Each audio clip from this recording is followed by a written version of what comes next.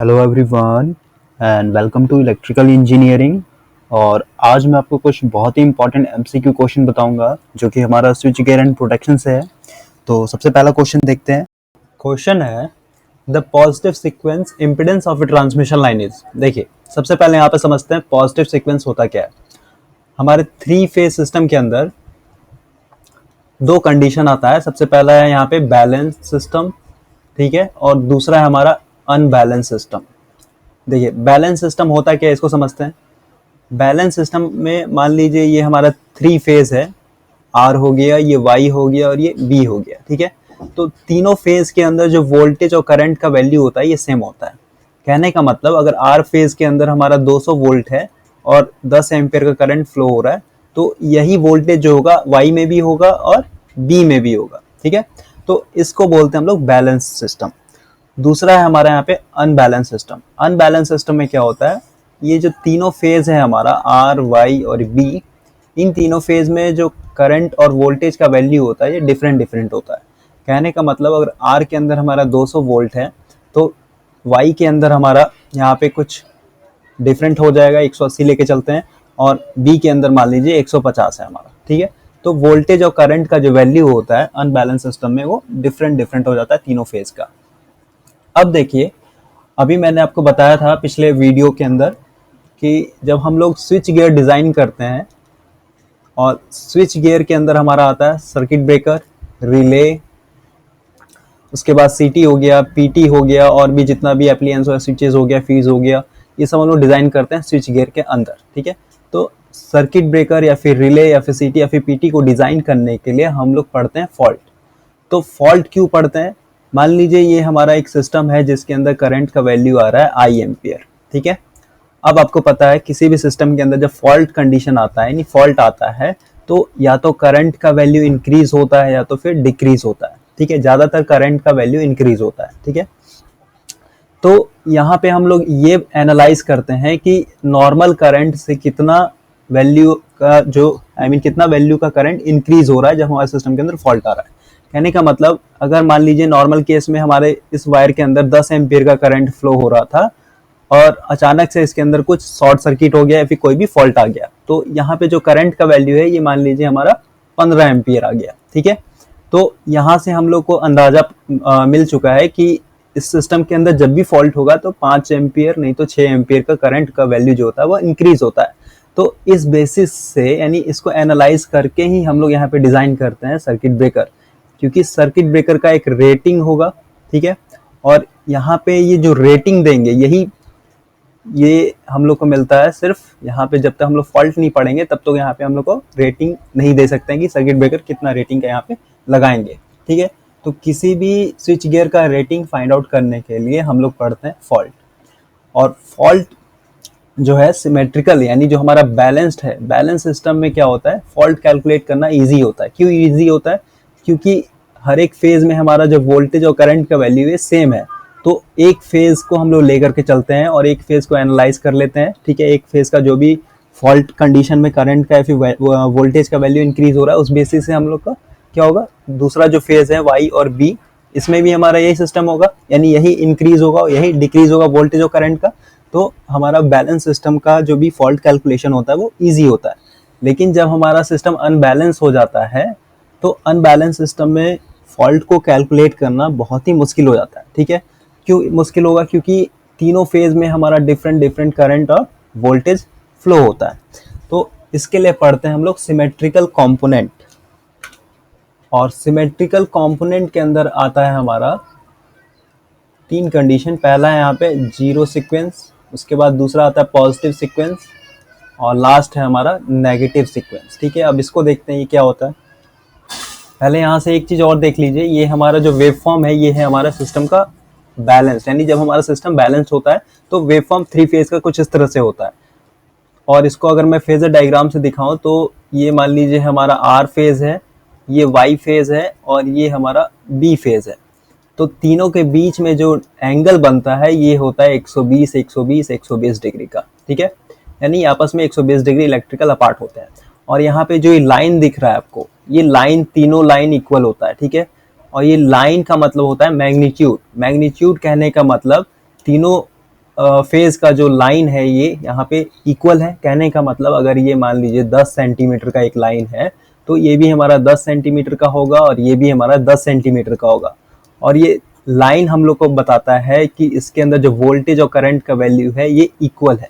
ठीक है, तो इसको बोलते हैं हम लोग टेक्निकल लैंग्वेज में मैग्नीट्यूड। तो ये आपको समझना है। ठीक है, ये बैलेंस सिस्टम के अंदर होता है। अब देखिए अनबैलेंस सिस्टम में जो वेव फॉर्म होगा हमारा ये कुछ इस तरह से हो जाता है। ठीक है, यानी हमारा जो यहाँ पे फेजर डायग्राम ड्रॉ करेंगे तो ये कुछ इस तरह से हो जाएगा।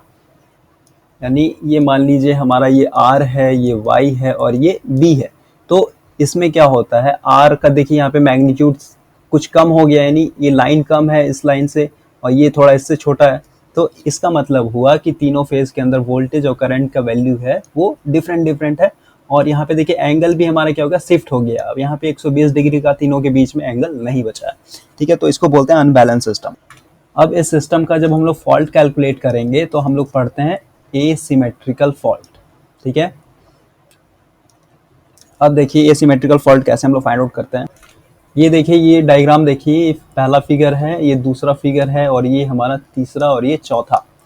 ये हमारा सिस्टम है अनबैलेंस, जो अभी मैंने बताया कि इसमें ए का वैल्यू देखिए, ए मान लीजिए ए फेज में हमारा अगर 200 वोल्ट फ्लो हो रहा है तो सी फेज में कम है इससे मैग्नीट्यूड, तो 50 होगा और बी फेज में मान लीजिए हमारा 150 है। ठीक है, तो इसका मतलब ये लाइन का मतलब हुआ तीनों फेज में अलग अलग वोल्टेज या फिर करंट फ्लो हो रहा है। ठीक है, अब इस फॉल्ट को कैलकुलेट करने के लिए हम लोग एज्यूम करते हैं कि हमारा जो सिस्टम है, ठीक है, वो क्या है, ओरिजिनल की तरह है। कहने का मतलब जहाँ पे हम लोग अल्टरनेटर लगाए हुए हैं ये हम लोग को जनरेट करके देगा 3 फेज। ठीक है, यानी R Y B, और यहाँ पे जो सिस्टम मिलेगा ये क्या होगा, हमारा बैलेंस्ड होगा। ठीक है, तो बैलेंस्ड का मतलब ये तीनों क्या है हमारे, ये इक्वल है। ठीक है, R Y B, और इन तीनों के बीच में हमारा क्या होगा, 120 डिग्री का एंगल होगा। ठीक है, तो ये क्या हुआ जहाँ पे भी जनरेशन होता है वहाँ पे हमारा सिस्टम बैलेंस होता है, लेकिन किसी भी फॉल्ट के कारण क्या हो गया, हमारा सिस्टम अनबैलेंस हो गया। ठीक है, तो अनबैलेंस सिस्टम को कैलकुलेट करने के लिए हम लोग पहला लेते हैं पॉजिटिव सीक्वेंस। पॉजिटिव सीक्वेंस का कहने का मतलब जो हमारा ओरिजिनल वैल्यू है, यानी जो जनरेटर हम लोग को ओरिजिनल वेव फॉर्म दे रहा है वो होता है हमारा पॉजिटिव सीक्वेंस। ठीक है, दूसरा है हमारा यहाँ पे नेगेटिव सीक्वेंस। नेगेटिव सीक्वेंस में क्या करते हैं हम लोग, 120 डिग्री एंटी क्लॉकवाइज रिवर्स कर देते हैं, यानी फेज शिफ्ट होता है। देखें यहाँ पे इस डायग्राम में फेज को R Y B ना लेकर के A B C लेके चला है। तो इस सीक्वेंस को देखिए, पॉजिटिव सीक्वेंस में क्या है, A है, B है, सॉरी A है, B है और ये C है। ठीक है, तो इसमें क्या किया है, A हमारा कांस्टेंट है लेकिन B और C क्या हो गया, रिवर्स हो गया। इसका मतलब क्या हुआ, हमारा शिफ्ट हो गया 120 डिग्री एंगल। ठीक है, तो इसको बोलते हैं नेगेटिव सीक्वेंस। नेगेटिव सीक्वेंस कहने का मतलब सिंपली अगर ये हमारा A B और C फेज सीक्वेंस है तो हम लोग इसको जस्ट अपोज कर देंगे, यानी ये बन जाएगा हमारा A C B, नहीं तो फिर A, यहाँ पे इसको आगे कर दीजिए B C A, या फिर कुछ भी कर दिया, यानी इंटरचेंज हो जाएगा यहाँ पे। तो इसका मतलब हो गया हमारा नेगेटिव सीक्वेंस हो गया। ठीक है, अब जीरो सीक्वेंस लास्ट में बचा। जीरो सीक्वेंस का मतलब होता है कि तीनों फेज हमारा क्या है, तीनों फेज, ये मान लीजिए A B और ये C, ये तीनों क्या होता है, तीनों के बीच में एंगल जो होता है जीरो, यानी फाई का वैल्यू जीरो। इसका मतलब ये तीनों फेज में आ जाता है।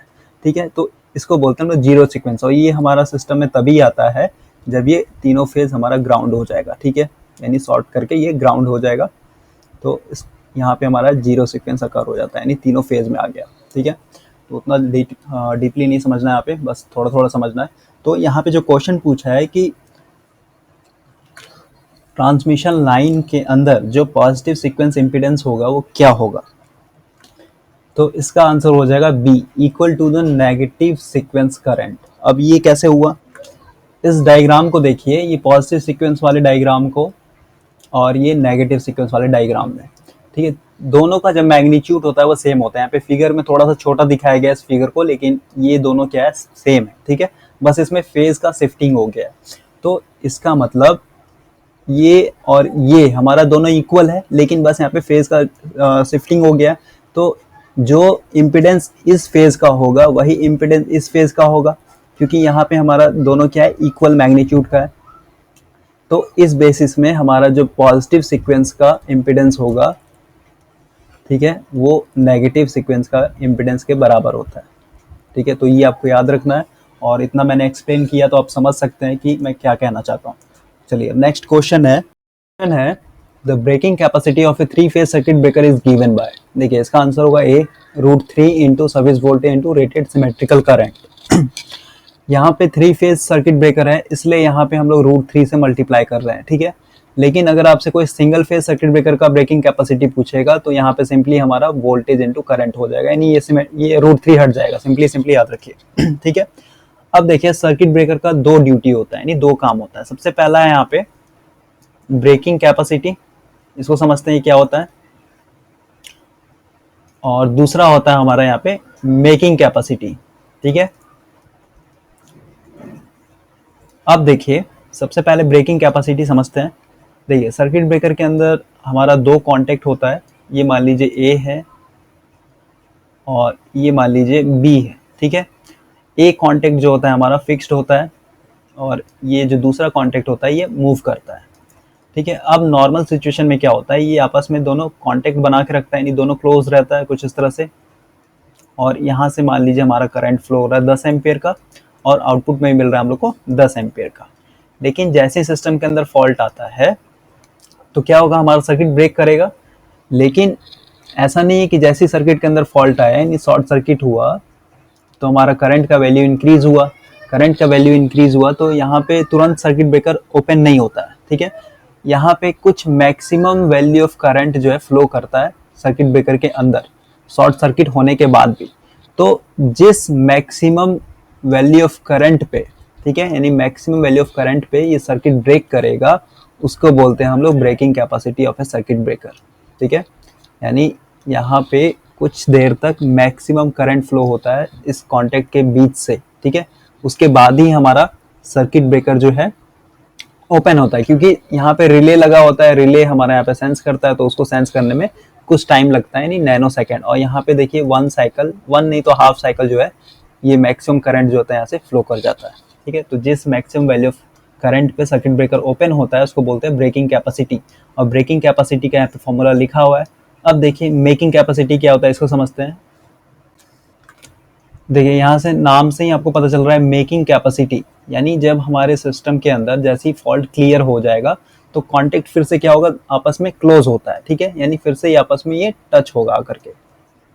ठीक है, तो यहाँ पे भी यही सिचुएशन होता है, जैसे ही हमारा सिस्टम क्लोज होता है यानी कांटेक्ट बनाता है तो यहाँ पे भी कुछ देर तक के लिए मैक्सिमम करंट फ्लो होता है जो कि फॉल्टी कंडीशन में आया था हमारा। यानी कहने का मतलब नॉर्मल करंट इसके अंदर 10 एम्पियर फ्लो हो रहा था, तो जब हमारा सर्किट फिर से कांटेक्ट बनाता है तो वहाँ पे हमारा 10 एम्पियर करंट फ्लो ना हो करके कुछ ना कुछ वैल्यू इंक्रीमेंट होता है, यानी 12 एम्पियर करंट या फिर 11 एम्पियर करंट पे यहाँ पे कांटेक्ट बनाता है। ठीक है, तो जिस मैक्सिमम करंट पे यहाँ पे सर्किट ब्रेकर हमारा फिर से कांटेक्ट बनाता है उसको बोलते हैं मेकिंग कैपेसिटी, और मेकिंग कैपेसिटी बराबर होता है 2.55 इंटू सिमेट्रिकल ब्रेकिंग कैपेसिटी। ठीक है, याद रखिएगा फॉर्मूला है। और एक चीज, मेकिंग कैपेसिटी जो होता है हमारा ये हमेशा बड़ा होता है ब्रेकिंग कैपेसिटी से। अब ये देखिए ये बड़ा क्यों होता है, देखिए मेकिंग कैपेसिटी क्या है, यहाँ पे जब हमारा सर्किट ओपन है, ठीक है, तो इन दोनों के बीच में करंट का वैल्यू 0 है। ठीक है, यानी I = 0। तो इस सिचुएशन में हमारा क्या होगा, जैसे ही कॉन्टेक्ट बनाएगा तो यहाँ पे करंट का वैल्यू बहुत ही हाई इंक्रीज हो जाता है। ठीक है, यानी करंट का वैल्यू बढ़ जाएगा। लेकिन ब्रेकिंग कैपेसिटी में क्या होता है कि जैसे ही सर्किट ब्रेक हुआ तो इन दोनों के बीच में क्या होता है, चिंगारी रहता है। ठीक है, यानी आर्किंग आता है यहाँ पे। ठीक है, तो इस चिंगारी के वजह से करंट का वैल्यू यहाँ पे कुछ ना कुछ हमारा क्या होता है, जीरो नहीं हो पाता, तुरंत जीरो नहीं हो पाता, जिसके कारण हमारा यहाँ पे मेकिंग कैपेसिटी पे जो करंट का वैल्यू होगा और यहाँ पे जो ब्रेकिंग कैपेसिटी का करंट का वैल्यू होगा, ये मान लीजिए यहाँ पे अगर हमारा 15 एम्पियर है तो ये जो होगा हमारा यहाँ पे इससे बड़ा होगा, यानी 16 एम्पियर नहीं तो 17 एम्पियर होगा। ठीक है, यहाँ पे मैं एग्जांपल नहीं बस एज्यूम करके चल रहा हूँ, तो आपको ये पॉइंट याद रखना है, मेकिंग कैपेसिटी हमेशा बड़ा होता है ब्रेकिंग कैपेसिटी से। और आपसे कोई क्वेश्चन पूछता है क्यों होता है, तो यहाँ पे सिंपली यहाँ पे आर्किंग होने के कारण ऐसा सिचुएशन आता है। चलिए नेक्स्ट क्वेश्चन देखते हैं। क्वेश्चन बोल रहा है कि इन चारों सिस्टम में से किस सिस्टम के लिए लाइटनिंग अरेस्टर यूज करेंगे जिसका वोल्टेज रेटिंग बहुत ही कम होगा। देखिए सबसे पहले समझते हैं लाइटनिंग अरेस्टर होता क्या है। जिस हिसाब से इसका नाम रखा गया है लाइटनिंग, तो लाइटनिंग का प्रैक्टिकल लैंग्वेज होता है ठनका, ठीक है। यानी जब हमारा बरसात का सीजन आता है तो बिजली ये सब गरजता है, जिसके कारण देखें आपको दिखा होगा कि बहुत ही रोशनी निकलता है चिंगारी टाइप का, वो कुछ नहीं हमारा लाइटनिंग है, ठीक है। और ये लाइटनिंग कुछ नहीं है, बहुत ही हाई वोल्टेज और हाई करंट इसके अंदर फ्लो होता है और ये सीधे आके जमीन पे आके गिरता है। तो अब देखिए पावर सिस्टम के अंदर हमारा बहुत ही बड़ा बड़ा ग्रिड है, ट्रांसमिशन लाइन है, तो अगर वो वोल्टेज यानी ये जो लाइटनिंग है हमारे सिस्टम पे आके गिरेगा तो हमारा पूरा का पूरा सिस्टम क्या हो जाएगा, बर्बाद हो जाएगा, ठीक है। तो इससे बचने के लिए हम लोग एक डिवाइस यूज करते हैं जिसको बोलते हैं लाइटनिंग अरेस्टर। और लाइटनिंग अरेस्टर कुछ नहीं है, ये हमारा एक वायर जाता है जो सीधे ग्राउंड में अर्थिंग किया जाता है, यानी एक तरह से ग्राउंडेड रहता है ये, ठीक है। अब मान लीजिए हमारे सिस्टम के ऊपर कभी भी लाइटनिंग आके गिरा तो ये पूरा का पूरा हैवी वोल्टेज करंट जो होगा सीधे सीधे ग्राउंड के अंदर चला जाएगा, ठीक है, जिससे कि हमारा सिस्टम प्रोटेक्टेड रहेगा। अब देखिए दूसरा जो आता है हमारे यहाँ पे ये है सर्ज अरेस्टर। अब देखिए ये क्या होता है, लाइटनिंग अरेस्टर को बेसिकली हम लोग आउटसाइड एरिया में यूज करते हैं, ठीक है। जैसे ट्रांसमिशन लाइन हो गया, ट्रांसमिशन लाइन में जो ऊपर वाला वायर होता है वो एक तरह से न्यूट्रल होता है, उसका एक और काम होता है लाइटनिंग से बचने के लिए, और ये न्यूट्रल वायर कुछ नहीं हमारा नीचे जमीन में ग्राउंडेड किया रहता है, ठीक है, पोल के थ्रू। उसके बाद ट्रांसफॉर्मर या फिर ग्रिड जहाँ पे होता है वहाँ पे यूज करते हैं लाइटनिंग अरेस्टर। तो लाइटनिंग अरेस्टर बेसिकली हम लोग आउटसाइड एरिया के लिए यूज करते हैं, लेकिन सर्ज अरेस्टर जो है हम लोग इनसाइड के लिए यूज करते हैं, ठीक है। और सर्ज होता क्या है इसको समझिए। मान लीजिए ये हमारा एक वोल्टेज वेव फॉर्म है, ठीक है, और सिस्टम के अंदर जैसे कोई फॉल्ट आया, जैसे शॉर्ट सर्किट आ गया या फिर स्पार्किंग हो गया या फिर कोई भी फॉल्ट आया, तो ये जो वेव फॉर्म है हमारा ये चेंज हो जाता है, कुछ इस तरह से इसके अंदर स्पाइक्स आ जाता है, ठीक है, यानी कुछ इस तरह से स्पाइक जनरेट होगा, यानी कुछ ना कुछ डिस्टर्बेंस होगा, ठीक है। तो इसको बोलते हैं हम लोग सर्ज, ठीक है। तो इससे बचने के लिए हम लोग डिवाइस यूज करते हैं जिसको बोलते हैं सर्ज अरेस्टर, और इसको हम लोग बेसिकली इनसाइड पैनल में यूज करते हैं, इलेक्ट्रिकल पैनल जो भी होगा वहाँ पे यूज करते हैं। तो यहाँ पे देखिए इस क्वेश्चन का आंसर होगा ए, सॉलिड ग्राउंड न्यूट्रल सिस्टम। अब इसके लिए हम लोग लोवेस्ट रेटिंग का लाइटनिंग अरेस्टर क्यों यूज करेंगे, क्योंकि ये देखिए सॉलिड ग्राउंडिंग है। सॉलिड ग्राउंडिंग का मतलब होता है कि हमारा सिंपली एक मेटल का रड जो है ग्राउंड के अंदर गया हुआ है, ठीक है। तो इस सिचुएशन में हम लोग लाइटनिंग अरेस्टर कम रेटिंग का यूज करेंगे, फिर भी हमारा काम चल जाएगा। क्यों चल जाएगा, क्योंकि यहाँ पे सिस्टम जो है ऑलरेडी हमारा सॉलिड ग्राउंडेड है। तो इस बेसिस पे हमारा यहाँ पे आंसर होगा ए। अब देखिए लाइटनिंग अरेस्टर का रेटिंग कैसे करते हैं इसको समझते हैं। देखिए अभी मैंने बताया कि सर्ज अरेस्टर और लाइटनिंग अरेस्टर कुछ नहीं, हमारा दोनों सेम है, लेकिन बस इसका यूज जो होता है इनसाइड और आउटसाइड पे डिपेंड होता है, ठीक है। तो सर्ज अरेस्टर का जो रेटिंग होता है ये कैसे करते हैं इसको समझते हैं। देखिए एज्यूम करते हैं कि हमारा ये जो 3 फेज सिस्टम है ये 33 kV का है, ठीक है। तो ये जो लाइटनिंग अरेस्टर या फिर सर्ज अरेस्टर का जो कनेक्शन होता है ये फेज और ग्राउंड के बीच में होता है, ठीक है, ये आपको याद रखना है। फेज टू ग्राउंड के बीच में हम लोग करते हैं इसका कनेक्शन, ठीक है। और फेज टू फेज जो वोल्टेज होगा इस सिस्टम का, यानी आर है, ये वाई और बी है, तो इसके बीच में जो फेज और फेज टू फेज सिस्टम का वोल्टेज होगा ये क्या होगा, 33 kV होगा। लेकिन अगर फेज टू ग्राउंड का अगर वोल्टेज निकालना होगा तो 33 को हम लोग बेसिकली √3 से डिवाइड करते हैं, ठीक है। तो इसका आंसर हो जाएगा 19.05 kV, यानी ये हमारा फेज टू ग्राउंड वोल्टेज हुआ। तो यही हमारा क्या है, एक तरह से रेटिंग निकला जो सर्ज अरेस्टर का रेटिंग कहलाता है, ठीक है।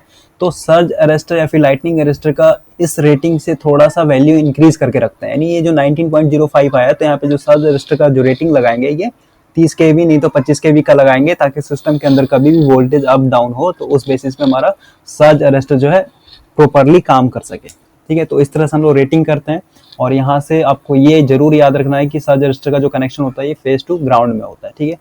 चलिए नेक्स्ट क्वेश्चन देखते हैं। और इम्पॉर्टेंट बात यहाँ पे, सर्ज अरेस्टर को जो है हम लोग लाइटनिंग अरेस्टर की तरह भी यूज कर सकते हैं, ठीक है, लेकिन लाइटनिंग अरेस्टर को हम लोग कभी भी सर्ज अरेस्टर की तरह यूज नहीं कर सकते, क्योंकि सर्ज अरेस्टर बेसिकली हमारा क्या है, वोल्टेज के अंदर स्पाइक्स जो जनरेट होता है इसको एब्जॉर्ब करता है, ठीक है। लेकिन लाइटनिंग अरेस्टर बेसिकली सिर्फ लाइटनिंग को ही अरेस्ट करता है, सर्ज को नहीं अरेस्ट करेगा, ठीक है। तो ये थोड़ा सा कंफ्यूजन है, थोड़ा सा आपको इसमें उसको माइंड में रखना है, और ये बहुत ही इंपॉर्टेंट पॉइंट है आप लोग के लिए। क्वेश्चन है Buchholz relay can not be used on. देखिए बुचेल्स रिले हम लोग ट्रांसफार्मर के प्रोटेक्शन के लिए यूज करते हैं, और ये सिर्फ इंटरनल प्रोटेक्शन के लिए यूज करते हैं, यानी ट्रांसफार्मर के अंदर जो भी इंटरनल फॉल्ट आएगा उसके लिए हम लोग यूज करते हैं बुचेल्स रिले। और ये हम लोग एयर कूल ट्रांसफार्मर के लिए यूज नहीं करते हैं। बुचेल्स रिले बेसिकली हम लोग ऑयल कूल ट्रांसफार्मर में यूज करते हैं, ठीक है, ये आपको याद रखना है। और बूचर्स रिले का जो लोकेशन होता है, ये मेन टैंक, मान लीजिए ये हमारा टैंक है, ठीक है, यानी ये कुछ इस तरह से मेन टैंक हुआ ट्रांसफार्मर का, और यहाँ से हमारा एक पाइप जाता है जो कि कंजर्वेटर से कनेक्टेड रहता है, ठीक है, ये मान लीजिए हमारा एक कंजर्वेटर है, तो इसके बीच में इस पॉइंट पे हम लोग लगाते हैं बूचर्स रिले, ठीक है, और ये इंटरनल फॉल्ट, ये इंपॉर्टेंट है, इंटरनल फॉल्ट के लिए हम लोग यूज करते हैं। चलिए नेक्स्ट क्वेश्चन है an arc in a circuit breaker behaves like, देखिए इसका आंसर होगा D, resistance decreasing with voltage rise across the arc. Resistance की तरह क्यों बिहेव करता है इसको समझते हैं। ये मान लीजिए हमारा ये कॉन्टेक्ट है सर्किट ब्रेकर का, ये एक कॉन्टेक्ट है, और जैसे ही फॉल्ट हुआ तो इसके अंदर हमारा ये कॉन्टेक्ट ब्रेक कर गया, ठीक है, कुछ इस तरह से। तो इसके बीच में क्या होता है, हमारा एक चिंगारी लगता है, ठीक है, और चिंगारी बेसिकली किस लिए लगेगा, क्योंकि यहाँ पे एयर पार्टिकल्स होता है जो कि हाई वोल्टेज के कारण क्या होता है, आयोनाइज हो जाता है, ठीक है। तो यहाँ पे जो करंट होगा या फिर वोल्टेज होगा, ये क्या होगा, एक तरह से रेजिस्टिव होगा, क्योंकि एयर जो है हमारा क्या है, रेजिस्टेंस है, यानी इसके अंदर हमारा करंट फ्लो नहीं हो सकता है। तो इस बेसिस पे यहाँ पे जो हमारा सर्किट ब्रेकर के अंदर आर्क जो होता है वो बिहेव करता है रेजिस्टेंस की तरह with decreasing voltage rise across the arc, ठीक है। डिक्रीजिंग वोल्टेज क्यों हुआ, क्योंकि जैसे जैसे हमारा टाइम होगा वैसे वैसे क्या होता है, हमारा करंट जो है जीरो से, यहाँ पे हर पॉइंट पे जीरो हो रहा है, तो हम लोग वहाँ पे मीडियम यूज करते हैं आर्क को बुझाने के लिए। तो उस बेसिस पे हमारा यहाँ पे क्या होगा, आंसर डी हो जाएगा। चलिए नेक्स्ट क्वेश्चन देखते हैं। क्वेश्चन है रिएक्टेंस रिले हम लोग कहाँ यूज करते हैं। तो ये बेसिकली हम लोग शॉर्ट ट्रांसमिशन लाइन में यूज करते हैं। और रिएक्टेंस क्या होता है, हमारा कुछ नहीं, एक तरह से ये कोर के ऊपर वाइंडिंग किया हुआ रहता है वायर का, ठीक है, और इसका जो कैरेक्टरिस्टिक होता है, इसमें जो वायर यूज करेंगे इसका रेजिस्टेंस कम होता है, लेकिन रिएक्टेंस जो होगा ये ज्यादा होगा, ठीक है। और सिस्टम के अंदर जब भी हमारे सिस्टम के अंदर वोल्टेज इंक्रीज या फिर डिक्रीज होता है, तो ये रेजिस्टेंस ये रिएक्टेंस क्या करता है, इसके अंदर एब्जॉर्ब कर लेता है, ठीक है। इस बेसिस पे हम लोग सर्किट ब्रेकर यूज नहीं करते हैं, इसको वहाँ पे हम लोग यूज करते हैं रिएक्टेंस, ठीक है। और इससे पहले जो स्विच गियर वाला वीडियो है मेरा थियोरेटिकल वीडियो, उसमें मैंने इसको डिटेल में समझाया है, तो प्लीज़ आप उस वीडियो को देख लें, उससे आपको समझ में आ जाएगा रिएक्टेंस रिले क्या होता है। कि अगर हमारे सिस्टम के अंदर मान लीजिए फॉल्ट आया, ठीक है, और ये जो सर्किट ब्रेकर है ये ब्रेक नहीं हो पाया, ठीक है, यानी ये फॉल्ट को ये क्लियर नहीं कर पाया, यानी खत्म नहीं कर पाया, तो इस सिचुएशन में जो सबसे ज़्यादा सीरियस प्रॉब्लम होगा वो क्या होगा, तो इस सिचुएशन में हमारे सिस्टम के अंदर आग लग जाता है, ठीक है, यानी हैवी करंट फ्लो होगा, तो हमारा जो भी इक्विपमेंट लगा हुआ क्या होगा, जल जाएगा, ब्लो होगा, जिसके कारण आसपास में और भी जो भी है आपका जो भी सामान रखा वो भी, उसमें भी आग लग जाएगा। चलिए आगे देखते हैं। क्वेश्चन है which portion of a transmission system is least prone to fault. देखिए अल्टरनेटर हमारा एक ऐसा इक्विपमेंट है जिसके अंदर फॉल्ट आने का कंडीशन बहुत ही ना के बराबर होता है, ठीक है, तो इसका आंसर होगा ए, अल्टरनेटर्स। और अभी जितने भी मॉडर्न अल्टरनेटर है उसके अंदर काफ़ी मतलब उसको एडवांसली डिज़ाइन किया जाता है, एडवांस लेवल पे रख करके उसको डिज़ाइन किया जाता है, क्योंकि ये जो अल्टरनेटर हमारा इसका जो कॉस्ट होता है ये बहुत ही हाई होता है, ठीक है। तो अगर हमारे अल्टरनेटर के अंदर कभी भी फॉल्ट आएगा तो हमारा एक तरह से समझिए लॉसेस ही लॉसेस है, और जो भी जनरेशन हो रहा है इलेक्ट्रिसिटी का वो क्या हो जाएगा, ठप हो जाएगा। तो अल्टरनेटर के अंदर हम लोग इस तरह से डिज़ाइन करते हैं ताकि इसके अंदर कभी भी फॉल्ट सिचुएशन ना आए। चलिए नेक्स्ट क्वेश्चन देखते हैं। और भी यहाँ पे ऑप्शन देखिए, ये स्विच गियर है, स्विच गियर यानी इसके अंदर हमारा क्या आएगा, सर्किट ब्रेकर आएगा, रिले आएगा, सीटी आएगा, पीटी आएगा, स्विचेस आएगा, फ्यूज आएगा। तो इसमें क्या होगा, कभी भी अगर रेटिंग से ज़्यादा अगर वोल्टेज या फिर करंट फ्लो होगा तो क्या होगा, ये हमारा खराब हो जाएगा। तो ये बहुत ही सिंपल सिचुएशन है। ओवरहेड लाइन्स में देखिए फॉल्ट कब आएगा, जैसे लाइटनिंग आ गया, लाइटनिंग के कारण अगर हमारा लाइटनिंग अरेस्टर काम नहीं किया, या फिर मान लीजिए वायर जो है टूट करके गिर गया किसी भी रीज़न के कारण, तो ये सब क्या है, हमारा एक तरह से फॉल्ट है जो कि हमारा सबसे ज़्यादा होने वाला चांसेस है। लेकिन अल्टरनेटर में हमारा जो फॉल्ट होता है बहुत ही कम होता है। क्वेश्चन है the outdoor switch gear is generally used for the voltage beyond. देखिए स्विच गियर बेसिकली दो तरह का होता है, पहला है हमारा इंडोर टाइप स्विच गियर, ठीक है, और दूसरा है हमारा आउटडोर टाइप स्विच गियर। और आउटडोर टाइप स्विच गियर जो होता है 66 केवी के ऊपर वाले वोल्टेज के लिए यूज करते हैं, और इंडोर टाइप जो वोल्टेज होता है ये 66 केवी के नीचे वाले जितने भी वोल्टेज होता है वहां पे हम लोग यूज करते हैं इंडोर टाइप, ठीक है। तो इसका आंसर होगा बी, सी, और इसको आपको याद रखना है। और सर्किट ब्रेकर को यहाँ पे दो पार्ट में इसलिए डिवाइड किया गया है क्योंकि यहाँ पे नेम से समझिए इंडोर टाइप, इंडोर का मतलब होगा यानी किसी भी घर के अंदर या फिर बिल्डिंग के अंदर तो अगर हम लोग वहाँ पे 66 केवी से ऊपर वाले वोल्टेज को यूज़ करेंगे तो वहाँ पे क्या होगा, आयोनाइजेशन एक टर्म आता है जिसके कारण यानी आसपास में जितना भी एयर मॉलिक्यूल्स होगा वो क्या होगा, आयोनाइज्ड हो जाएगा, जिसके कारण आसपास में जितने भी आदमी होंगे उसको क्या होगा, वो एक तरह से कैच कर लेगा, ठीक है। यानी वहाँ पे जितने भी आदमी होंगे वहाँ पे वोल्टेज का शॉक लगने का कंडीशन होगा। तो इस बेस पे हम लोग यहाँ पे डिज़ाइन किए हैं, डिज़ाइन करते हैं दो तरह का स्विच गियर, इंडोर टाइप, यानी इंडोर टाइप के अंदर हम लोग हमेशा 66 केवी के नीचे वाले वोल्टेज पे काम करते हैं, और आउटडोर टाइप यानी एवब 66 केवी, ठीक है। और जितने भी बड़े बड़े ट्रांसमिशन लाइन टावर होगा वहाँ पे देखिएगा एक हाइट पे, यानी एक पर्टिकुलर हाइट पे यहाँ पे देखिए डेंजर का साइन लगा रहता है, यानी अगर आप इस हाइट से ज़्यादा ऊपर जाइएगा तो ऊपर में जितने भी वायर है ये क्या करता है, आपको खींच लेगा, ठीक है। यानी आप उससे टच भी नहीं होगा फिर भी वो खींच लेगा, क्योंकि वहाँ पे वोल्टेज जो है आसपास में काफ़ी हाई होता है, जिसके कारण यहाँ पे ये आयोनाइजेशन प्रोसेस आ जाएगा, यानी टर्म आ जाए, जिसके कारण आपको बहुत ही ज़बरदस्त झटका लगेगा और आप एक तरह से जल जाइएगा। चलिए आगे देखते हैं। क्वेश्चन है, मर्ज प्राइस प्रोटेक्शन जो है हम लोग किसके लिए यूज़ करते हैं। तो मर्ज प्राइस प्रोटेक्शन बेसिकली हम लोग अल्टरनेटर के लिए यूज़ करते हैं, और अल्टरनेटर का जो स्टेटर वाइंडिंग होता है इसको प्रोटेक्ट करने के लिए यूज़ करते हैं, ठीक है। और स्टेटर वाइंडिंग में कभी भी फेस टू ग्राउंड फॉल्ट आएगा या फिर फेस टू फेस फॉल्ट आएगा, जिसके कारण हमारा क्या होगा, हैवी करंट फ्लो होगा, हैवी करंट फ्लो होगा तो हमारा वाइंडिंग क्या होगा, जल जाएगा, ठीक है। तो अल्टरनेटर हमारा बहुत ही कॉस्टली इक्विपमेंट है, तो इसको प्रोटेक्ट करने के लिए हम लोग बहुत ही एडवांस प्रोटेक्शन यूज़ करते हैं, जिसको बोलते हैं मर्ज प्राइस प्रोटेक्शन, ठीक है। तो ये सिर्फ अल्टरनेटर के लिए होता है। चलिए नेक्स्ट क्वेश्चन देखते हैं। देखिए क्वेश्चन है, बुचेल्स रिले जो होता है वो कहाँ पे लोकेटेड होता है। तो अभी मैंने बताया कि ये मेन टैंक और कंजर्वेटर का जो पाइप होता है इसके बीच में होता है, तो इसका आंसर होगा सी। और बुचेल्स रिले हम लोग इंटरनल फॉल्ट के लिए यूज़ करते हैं, ठीक है, ये आपको याद रखना है। चलिए क्वेश्चन है, हमारे सिस्टम के अंदर जो ओवर वोल्टेज सर्ज होता है ये किसके कारण होता है। तो अभी सर्ज मैंने बताया कि सर्ज मान लीजिए ये हमारा नॉर्मली इनपुट वोल्टेज है, ठीक है। और जब हमारे सिस्टम के अंदर सर्ज आता है तो यहाँ पे वोल्टेज वेवफॉर्म में क्या बनता है, स्पाइक्स बनता है, ठीक है, कुछ इस तरह से स्पाइक बनता है, यानी वोल्टेज हमारा इंक्रीज या फिर डिक्रीज हो रहा है, तो इसको बोलते हैं हम लोग सर्ज। और ये सर्ज जो है ये तीनों कारण क्या कारण आ सकता है, तो इसका आंसर होगा D, any of the above. देखिए रेजोनेंस क्या होता है, रेजोनेंस एक कंडीशन आता है जिसमें हमारा मैक्सिमम करंट आता है सिस्टम के अंदर, नहीं तो मैक्सिमम वोल्टेज आता है, ठीक है। डिपेंड करता है कि वो सीरीज सर्किट है या फिर पैरेलल सर्किट है। स्विचिंग स्विचिंग समझ ही रहे हैं, स्विचिंग का मतलब हुआ ऑन ऑफ, यानी हम लोग लोड लगा रहे हैं डिस्कनेक्ट कर रहे हैं, लगा रहे हैं डिस्कनेक्ट कर रहे हैं।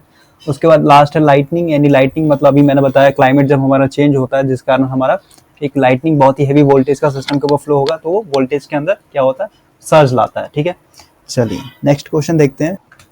क्वेश्चन है, least number of faults generally reported for. देखिए यानी इन चारों ऑप्शन में से कौन सा ऐसा पार्ट है जिसके अंदर सबसे कम फॉल्ट होता है, ठीक है। तो ये है हमारा केबल्स, ठीक है, यानी अंडरग्राउंड जो केबल यूज़ करते हैं उसके अंदर हमारा फॉल्ट बहुत ही कम होता है, क्योंकि इसका जो इनिशियल कॉस्ट होता है ये बहुत ही हाई होता है, ठीक है। इनिशियल कॉस्ट हाई है इसका मतलब जो हम लोग प्रोडक्ट बना रहे हैं, यानी जो पाइप यूज़ कर रहे हैं या फिर जो केबल यूज़ कर रहे हैं बहुत ही एडवांस होता है वो। तो उस सिचुएशन में इसको इस तरह से डिज़ाइन करते हैं कि इसके अंदर कभी भी हमारा फॉल्ट ना आए, ठीक है, क्योंकि एक तरह से ये परमानेंटली फिक्स्ड हो गया ज़मीन के अंदर, और इसको निकालने में या फिर डालने में काफ़ी ज़्यादा मेहनत लगता है। तो उस बेसिस पे केबल को केबल के अंदर इस तरह से हम लोग डिज़ाइन करेंगे कि इसके अंदर कभी फॉल्ट नहीं होता है, इसलिए इसका आंसर होगा बी, ठीक है। केबल्स के अंदर कभी भी फॉल्ट नहीं आता, आता भी है तो बहुत कम आता है। चलिए नेक्स्ट क्वेश्चन देखते हैं। क्वेश्चन है, the contact space in a circuit breaker is ionized by. देखिए सर्किट ब्रेकर जब हमारा ब्रेक करता है तो ये दोनों कॉन्टैक्ट क्या होता है, आपस में सेपरेट हो जाता है, ठीक है। तो इसके बीच में हमारा क्या होता है, आयनाइजेशन के कारण एक चिंगारी लगता है, नहीं आर्क लगता है, ठीक है। तो यहाँ पे क्वेश्चन पूछ रहा है कि ये आयनाइजेशन जो होता है किसके कारण होता है, तो इसका आंसर हो जाएगा D, any of the above, यानी थर्मल आयनाइजेशन के कारण भी होगा। उसके बाद फिर जितना भी मेटल कांटेक्ट होगा या फिर जो भी है यहाँ पे लिखा हुआ है इसको पढ़ लीजिए, ठीक है। चलिए नेक्स्ट क्वेश्चन देखते हैं। क्वेश्चन है, which of the following protective devices can be used against lightning arrester. यानी लाइटनिंग अरेस्टर लाइटनिंग से बचने के लिए हम लोग कौन कौन सा प्रोटेक्टिव डिवाइस यूज करते हैं, तो इसका आंसर होगा D, any of the above. अभी मैंने बताया लाइटनिंग अरेस्टर हम लोग बेसिकली लाइटनिंग को ग्राउंड में ले जाने के लिए करते हैं, यानी जो भी हैवी करंट या फिर हैवी वोल्टेज जो लाइटनिंग के थ्रू आता है हमारे सिस्टम के ऊपर, तो लाइटनिंग अरेस्टर क्या करता है, इसको सीधे सीधे ग्राउंडेड कर देता है, ठीक है। हॉर्न गैप देखिए ट्रांसमिशन लाइन में इंसुलेटर जहाँ पे हम लोग लगाते हैं, सस्पेंशन डिस्क इंसुलेटर यूज होता है, और इसमें कुछ इस तरह से हम लोग लगाते हैं, तो इसके बीच में यहाँ पे एक मेटल का वायर रहता है, ठीक है, यानी यहाँ पे एक मोटा सा वायर रहेगा दोनों तरफ से, और ये जो होता है बेसिकली ये ग्राउंडेड रहता है। तो ये इंसुलेटर के ऊपर अगर लाइटनिंग गिरा तो एक तरह से काफ़ी हाई वोल्टेज इस इंसुलेटर के पास आके गिरेगा, तो इससे क्या होगा, हमारा सारा का सारा इंसुलेटर बर्बाद हो जाएगा, यानी फ्लैश ओवर हो जाएगा, ठीक है। तो इससे बचने के लिए हम लोग क्या करते हैं, हॉर्न गैप यूज़ करते हैं, जो कि लाइटनिंग से हमारे इंसुलेटर को बचाता है। तो यहाँ पे बी भी हो जाएगा। उसका लास्ट देखिए सी, सर्ज डाइवर्टर। सर्ज डाइवर्टर नहीं तो फिर सर्ज अरेस्टर, ये दोनों एक ही है, आपको कंफ्यूज नहीं होना है, ठीक है। और सर्ज अरेस्टर का क्या होता है काम, इसका मैंने बताया था, ये भी हमारा क्या करता है, एक तरह से लाइटनिंग अरेस्टर की तरह हम लोग इसको यूज कर सकते हैं, ठीक है। तो इसका आंसर हो जाएगा D, any of the above. चलिए नेक्स्ट क्वेश्चन देखते हैं। क्वेश्चन है अ लाइटनिंग अरेस्टर प्रोवाइड्स, देखिए इसका आंसर होगा A, a low impedance path between line and ground during operation. अभी मैंने बताया था कि लाइटनिंग अरेस्टर का जो कनेक्शन होता है ये एक फेज के और ग्राउंड के बीच में होता है, ठीक है। तो इस बेसिस पे हमारा आंसर हुआ ए। लेकिन अभी यहाँ पे एक कन्फ्यूजन हो रहा होगा कि यहाँ पे एक लो इम्पिडेंस है और एक लो रेजिस्टेंस है। तो देखिए इम्पिडेंस हमारा एसी सर्किट में आता है, यानी इम्पिडेंस हमारा कुछ नहीं है, ये रेजिस्टेंस का square plus XL minus XC का होल स्क्वायर का ये जो टोटल सम करेंगे ये होता है हमारा इम्पिडेंस, ठीक है। तो लाइटनिंग अरेस्टर बेसिकली हम लोग हाई वोल्टेज के लिए यूज करते हैं, यानी एसी में यूज करेंगे, ठीक है, ज्यादातर एसी में यूज होता है ट्रांसमिशन लाइन में। तो इस बेसिस पे हमारा ये ए आंसर होगा, लो इम्पिडेंस पाथ, ठीक है। रेजिस्टेंस नहीं मार सकते क्योंकि रेजिस्टेंस अगर सिर्फ मारिएगा तो इसका मतलब ये सिर्फ डीसी के लिए हो गया, ठीक है। तो ये हमारा ए जो है काफी अप्रोप्रिएट आंसर है, तो इसका आंसर होगा ए। चलिए नेक्स्ट क्वेश्चन देखते हैं। क्वेश्चन बोल रहा है कि स्विचिंग ओवर वोल्टेज में जो आर्क जनरेट होता है वो ज्यादा खतरनाक है as compare to lightning surge in the case of, यानी इसका आंसर होगा D, extra high voltage and ultra high voltage, ठीक है। अब देखिए स्विचिंग क्या होता है इसको समझते हैं। स्विचिंग का मतलब हुआ कि लोड को हम लोग बार बार कनेक्ट कर रहे हैं और बार बार डिस्कनेक्ट कर रहे हैं, ठीक है, इसको बोलते हैं स्विचिंग। अब देखिए अगर हमारा लोड इंडक्टिव है यानी हाईली इंडक्टिव है, तो हम लोग जब स्विचिंग करते हैं यानी कनेक्ट कर रहे हैं डिस्कनेक्ट कर रहे हैं, कनेक्ट कर रहे हैं डिस्कनेक्ट कर रहे हैं, तो इस सिचुएशन में क्या होता है, हमारा एक काफी हाई वोल्टेज इंड्यूस होता है, ठीक है। तो इस हाई वोल्टेज इंड्यूस होने के कारण जो हम लोग रिले यूज कर रहे हैं या फिर जो हम लोग स्विच यूज कर रहे हैं, स्विच कहने का मतलब सिंपली ये हमारा स्विच है, ठीक है, ये बार बार इसमें टच हो रहा है यानी कांटेक्ट बना रहा है, फिर ओपन हो रहा है, कांटेक्ट बना रहा है तो ओपन हो रहा है, तो इसके बीच में हमारा ये चिंगारी निकलता है, ठीक है, यानी आर्क जनरेट होता है, ठीक है। और ये जनरेट क्यों होता है, क्योंकि यहाँ पे इंडक्टिव लोड के कारण हाई वोल्टेज जनरेट होता है, तो ये हमारा ज्यादा खतरनाक होता है as compare to lightning surge से, ठीक है। तो ये आपको याद रखना है, स्विचिंग हमारा काफी खतरनाक है as compare to lightning surge. चलिए आगे देखते हैं। क्वेश्चन है surge modifier are used to, देखिए सर्ज अभी मैंने बताया आपको कि सिस्टम के अंदर जो है यहाँ पे स्पाइक बनता है, यानी वेवफॉर्म के अंदर स्पाइक बनता है, तो उसको बोलते हैं हम लोग सर्ज, ठीक है। और सर्ज मॉडिफायर इसका मतलब नाम से पता चल रहा है कि सर्ज को ये मॉडिफाई करेगा। तो ये क्या करता है, स्टेफनेस जो है यानी यहाँ पे जो बन रहा है ऊपर नीचे जो स्टेप जो है इसको क्या करता है, रिड्यूस कर देता है, ठीक है। तो ये आपको याद रखना है और ये बेसिकली हमारा सर्ज मॉडिफायर काम करता है। चलिए क्वेश्चन बोल रहा है कि थर्मल रिले हम लोग किसके लिए यूज करते हैं, तो देखिए थर्मल रिले हम लोग बेसिकली मोटर को प्रोटेक्ट करने के लिए यूज करते हैं, ठीक है। और थर्मल का मतलब होता है हीट। अब देखिए काम कैसे करता है इसको समझते हैं। थर्मल रिले के अंदर जो है हम लोग दो मेटल यूज करते हैं, मेटल का दो स्ट्रिप होता है, यानी पतला पतला मेटल होता है, ठीक है। और ये दोनों मेटल जो होता है डिफरेंट डिफरेंट हीट एक्सपेंशन पे डिपेंड करता है। हीट एक्सपेंशन कहने का मतलब मान लीजिए ये हमारा एक मेटल का टुकड़ा है, अब इसको हम लोग गर्म करेंगे तो मेटल का एक खासियत होता है कि ये क्या करेगा, एक्सपेंड करेगा, यानी हीट देने पे इसका एरिया बढ़ जाएगा। तो यहाँ पे भी कुछ इसी तरह से होता है, ये जो मेटल ए है और ये मेटल बी है, तो एक मेटल का जो हीट एक्सपेंशन होगा यानी ये ज़्यादा होगा और दूसरे मेटल का हीट देने पे जो एक्सपेंड करेगा वो कम होगा, यानी हीट एक्सपेंशन का कम होगा। अब देखिए इसके अंदर हमारा क्या होता है, एक वाइंडिंग किया हुआ रहता है, ठीक है, जो कि इस मेटल को हीट करता है। जब भी हमारे सिस्टम के अंदर फॉल्ट आया जिसके कारण हैवी करंट फ्लो होगा तो ये सिस्टम हमारा हीट होता है, ठीक है। तो जैसे ही हमारा सिस्टम हीट हुआ तो इसके बीच में क्या होगा, ये एक्सपेंड होगा, एरिया इसका एक्सपेंड होगा। तो एरिया जैसे एक्सपेंड होता है तो इतना पतला होता है कि यहाँ से मुड़ जाता है, ठीक है, ये मुड़ करके इस पे आके गिर जाएगा, तो ये क्या होता है, कांटेक्ट बना लेता है, ठीक है। तो इधर से हमारा ट्रिप कर जाता है सर्किट।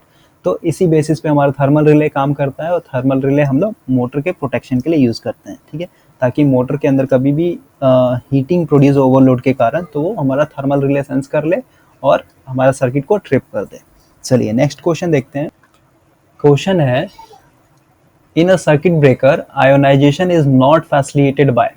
देखिए सर्किट ब्रेकर के अंदर दो कॉन्टेक्ट होता है, ठीक है, और जब फॉल्ट आता है तो ये सर्किट ब्रेकर जो है हमारा इस तरह से ब्रेक हो जाता है, यानी दोनों के बीच में कॉन्टेक्ट सेपरेट हो जाता है और इसके बीच में जो होता है आर्क लगता है, क्योंकि यहाँ पे हमारा एयर मॉलिक्यूल्स होता है जिसके कारण हैवी वोल्टेज का नहीं आयोनाइज्ड हो जाता है, ठीक है। आयोनाइजेशन होने के कारण यहाँ पे हमारा एक कॉन्टेक्ट बन जाता है दोनों मेटल के बीच में, जो कि एक चिंगारी का रूप लेता है, ठीक है। तो क्वेश्चन बोला है कि यहाँ पे जो आयोनाइज्ड जो टर्म आ रहा है ये किसके कारण नहीं होता है, तो ये मटेरियल ऑफ कॉन्टेक्ट्स के कारण नहीं होता है, यानी ये जो मेटल बना हुआ है ये किस चीज का बना हुआ है इस पे डिपेंड नहीं करता है, ठीक है। तो इसका आंसर होगा ए। चलिए आगे क्वेश्चन देखते हैं। क्वेश्चन है कि SF6 गैस को हम लोग किस तरह से ट्रांसपोर्ट करते हैं, तो ये होता है लिक्विड फॉर्म इन सिलिंड्रिकल्स, ठीक है। जिस तरह से हम लोग LPG गैस को ट्रांसपोर्ट करते हैं सिलेंडर में भर करके, ठीक है, उसी तरह से हमारा SF6 भी एक जगह से दूसरी जगह भेजा जाता है। और SF6 गैस जो है ये हमारा कलरलेस होता है, ठीक है। यहाँ से एक और क्वेश्चन आएगा कि SF6 का जो कलर होता है किस तरह से होता है, तो ये कलरलेस होता है। उसके बाद एक और क्वेश्चन आएगा कि SF6 गैस जो होता है जहरीला है कि नहीं, तो ये होता है हमारा नॉन टॉक्सिक, ठीक है, यानी जहरीला नहीं होता है। उसके बाद एक और क्वेश्चन आएगा कि SF6 जो है ये जलनशील होता है या फिर नहीं, तो देखिए SF6 गैस बेसिकली हम लोग कूलिंग के लिए यूज करते हैं, हाइड्रोजन कूलिंग या फिर जो भी हमारा अल्टरनेटर बड़ा बड़ा अल्टरनेटर होता है वहाँ पे हम लोग कूलिंग पर्पस के लिए SF6 गैस यूज करते हैं और सर्किट ब्रेकर में आर्क को बुझाने के लिए यूज करते हैं। तो ये हमारा जो है नॉन फ्लेमेबल होता है, ठीक है, यानी जलनशील नहीं होता है। उसके बाद देखिए यहाँ से SF6 का जो फुल फॉर्म होगा ये भी पूछेगा आपसे कभी कभी, तो इसका होता है सल्फर हेक्साफ्लोराइड, ठीक है, ये आपको याद रखना है, इसका फुल फॉर्म होता है। चलिए नेक्स्ट क्वेश्चन देखते हैं। क्वेश्चन है, करंट लिमिटिंग रिएक्टर में भी, तो इसका आंसर होगा डी, ठीक है। ये इन चारों ऑप्शन की तरह होता है, ठीक है, यानी एयर कूल भी होता है, ऑयल इमर्स्ड भी होता है और oil immersed non magnetically sailed भी होता है, ठीक है। और करंट लिमिटिंग का क्या काम होता है ये आपको पता है कि ये हमारा कुछ नहीं एक तरह से रिएक्टर है, ठीक है, जो सिस्टम में अगर वोल्टेज या फिर करंट इंक्रीज होता है या फिर डिक्रीज होता है स्मॉल अमाउंट में उसको एब्जॉर्ब कर लेता है, ठीक है। तो ये एक तरह से हमारा प्रोटेक्शन की तरह काम करता है। और मैं बार बार कह रहा हूँ कि इससे पहले मैंने स्विच गियर पे थ्योरेटिकल वीडियो बनाया है, तो आप प्लीज़ उस वीडियो को देख लीजिए, उसमें मैंने ये सब टर्म डिस्कस किया है डीपली, तब आपको अच्छे से समझ में आएगा। नहीं तो यहाँ पे अगर मैं समझाऊँ तो काफ़ी लंबा वीडियो हो जाएगा, तो इस बेसिस पे थोड़ा थोड़ा मैं बता दे रहा हूँ फिर भी। चलिए आगे देखते हैं। क्वेश्चन बोल रहा है कि बस बार में जो हम लोग मटेरियल यूज़ करते हैं एल्यूमिनियम, ये क्यों यूज़ करते हैं, यानी इसका मेजर फैक्टर क्या होता है यूज़ करने का, तो देखिए एल्युमिनियम का मेजर फैक्टर होता है लो कॉस्ट, ठीक है, और लो कॉस्ट के कारण ही हम लोग ट्रांसमिशन लाइन में भी एल्युमिनियम यूज़ करते हैं।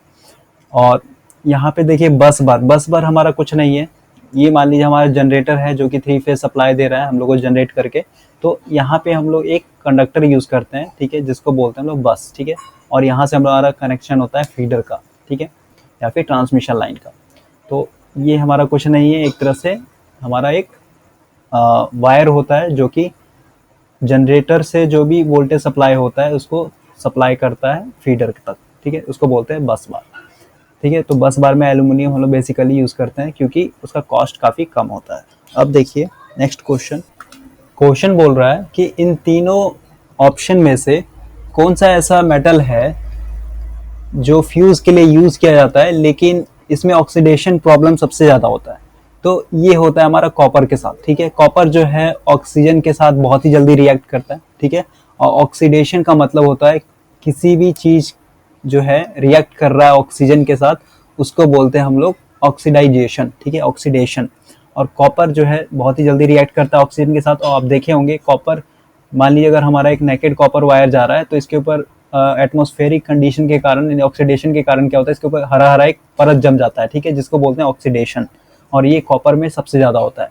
अब देखिए यहाँ पे फ्यूज मटेरियल की बात किया गया है, तो यहाँ पे देखिए जो लोवेस्ट एम्पियर का रेटिंग होता है, यानी लोवेस्ट एम्पियर रेटिंग का फ्यूज होता है, उसमें हम लोग यूज़ करते हैं एलओआई का मेटल, यानी यहाँ पे जो फ्यूज के अंदर वायर यूज़ करेंगे वो एलओआई का बना होता है, और ये बेसिकली टीन और लीड का एलओआई होता है, ठीक है। और ये 10 एम्पियर तक के लिए हम लोग इसी का एलओआई यूज़ करेंगे वायर के लिए, लेकिन अगर 10 एम्पियर से ज़्यादा है आई मीन फ्यूज़ रेटिंग अगर 10 एम्पेयर से ज़्यादा है तो वहाँ पे हम लोग यूज़ करते हैं कॉपर का, ठीक है, यानी ये वायर यूज़ ना करके लीड और टीन का एलॉय ना यूज़ करके हम लोग यूज़ करते हैं कॉपर का, ठीक है। और सिल्वर हम लोग यूज़ करते हैं वहाँ पे जहाँ पे हमारा वोल्टेज का रेटिंग बहुत ही कम है, ठीक है, जैसे मोबाइल हो गया, मोबाइल के अंदर क्या है काफ़ी 3.5 वोल्ट जाता है, तो वहाँ पे हम लोग सिल्वर यूज़ करते हैं क्योंकि सिल्वर का जो कंडक्टिविटी होता है काफ़ी हाई होता है, जिसके कारण हमारे यहाँ पे वोल्टेज ड्रॉप जो होगा बहुत ही कम हो जाएगा, ठीक है। तो इस बेसिस पे हम लोग different different metal wire use करते हैं फ्यूज़ के लिए। चलिए आगे देखते हैं। क्वेश्चन है a balance 3 phase system consist of. देखिए अभी मैंने बताया था कि हमारा सिस्टम दो तरह का होता है, एक बैलेंस्ड होता है और एक हमारा अनबैलेंस्ड होता है, ठीक है। तो बैलेंस सिस्टम के अंदर जो होता है सिर्फ हमारा पॉजिटिव सीक्वेंस ही होता है, ठीक है, यानी पॉजिटिव सीक्वेंस कहने का मतलब आर वाई बी, ठीक है। अगर नेगेटिव सीक्वेंस होगा तो जस्ट ये रिवर्स हो जाएगा, ये आर हो जाएगा, ये बी हो जाएगा, ये वाई हो जाएगा, ठीक है, यानी 120 डिग्री काउंटर क्लॉकवाइज रोटेट कर जाएगा। अब देखें यहाँ पे एक चीज़ और समझते हैं, फेज सीक्वेंस होता क्या है। फेज सीक्वेंस का मतलब होता है कि ऐसा सीक्वेंस जहाँ पे हमारा वोल्टेज या फिर करंट जो है अपने मैक्सिमम वैल्यू को अटेंड कर सके, ठीक है। तो हमारे सिस्टम में 120 डिग्री का इलेक्ट्रिकल अपार्ट होता है, ठीक है, और अगर ये डिफरेंस 120 से कम होगा तो वोल्टेज और फिर करंट जो है अपना मैक्सिमम वैल्यू अटेंड नहीं कर पाएगा, इसलिए हम लोग इस सिस्टम को बोलते हैं बैलेंस सिस्टम, क्योंकि यहाँ पे हर एक पीरियड के बाद जो है वोल्टेज और करंट 3 फेज का वो अपने मैक्सिमम वैल्यू पे अटेंड करता है। चलिए, तो बैलेंस सिस्टम में हमेशा पॉजिटिव सीक्वेंस करंट ही एग्जिस्ट करता है, बाकी सब नहीं होता है। नेक्स्ट क्वेश्चन देखते हैं।